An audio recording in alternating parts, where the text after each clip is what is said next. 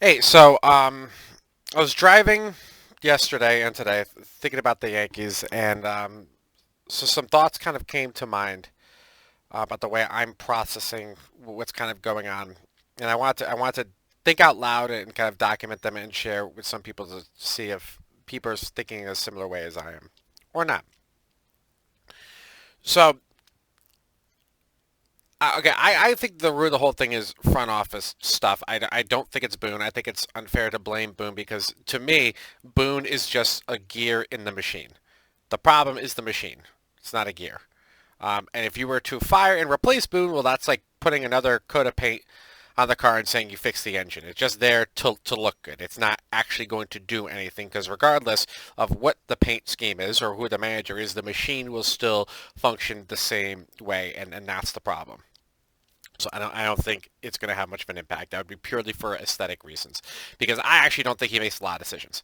Much like the decision today of benching Judge and Urshela against Otani, when we're thinking about maybe a rain out tomorrow. So not only will they get their day off then tomorrow, but then you lose the series 2-3, which is not a good look for where we are right now.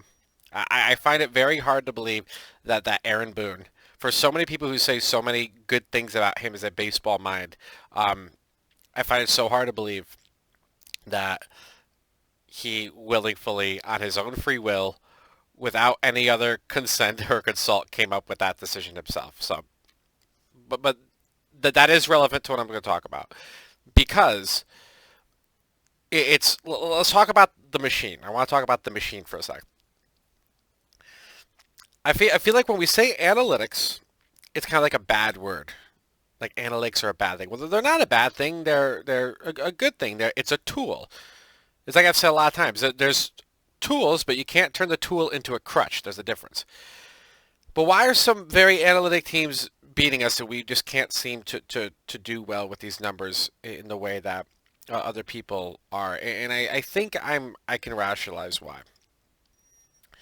It's because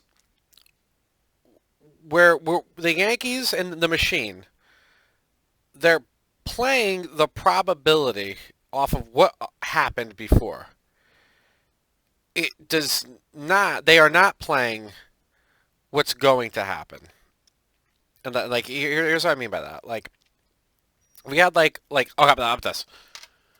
If I have like a coin, right? Um, I need this coin to land on tails. Now, in theory, there's a 50-50 chance it will land on tails. So, I would be correct in thinking that over 100 flips, maybe um, about 50% will land on tails, maybe more than 50%, and therefore I can kind of gain the majority if I'm lucky just enough. Um, Now, here's the problem. I could flip this 100 times and it could land on heads 30, I'm sorry, it can land on heads like 75% of the time. And here's the problem with that is I, me, or the machine, the front office, consider and say, well, we made the right choice anyway. Well, you didn't adjust. It didn't account for reality not being the probability of what's expected. It doesn't account for adjustments. What I should be thinking is when I start to see that I'm really not getting on tails as many times as I need to, I start wondering, how can I make this land on tails?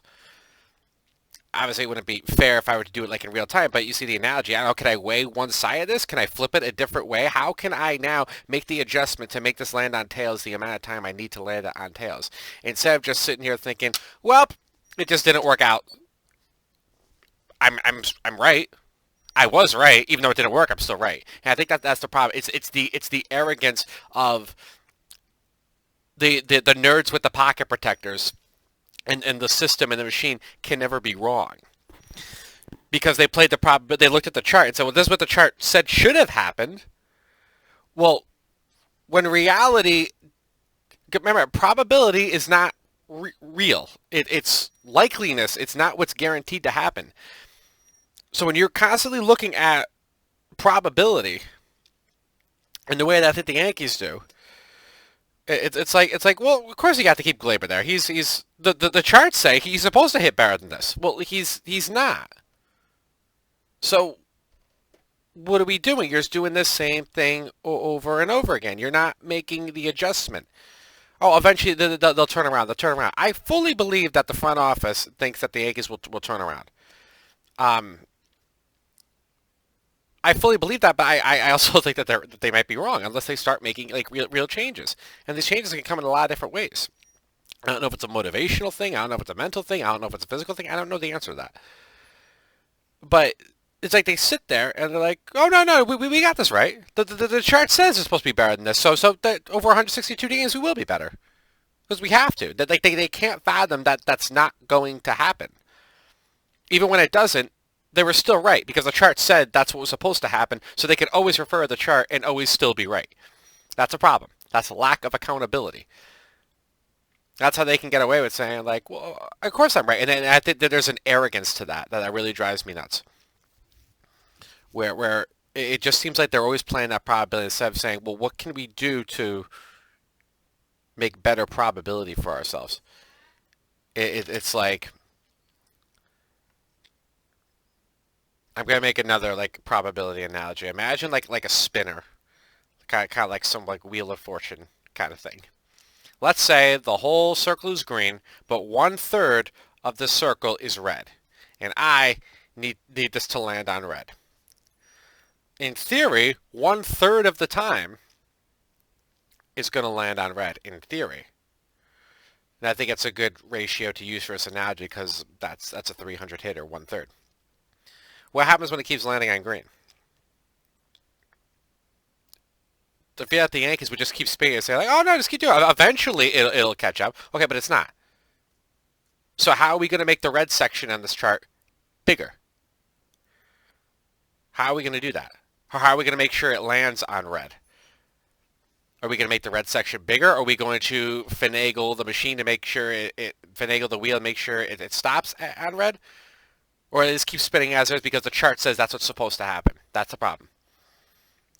There's no backup plan for when reality doesn't do when the chart says is supposed to happen. So there's no accountability when they get things wrong because they'll never admit that they're wrong because in their head they can't be wrong. And we're just going around in circles of frustration. That's the problem. Meanwhile, other people are making real world adjustments. That's where I think the problem is.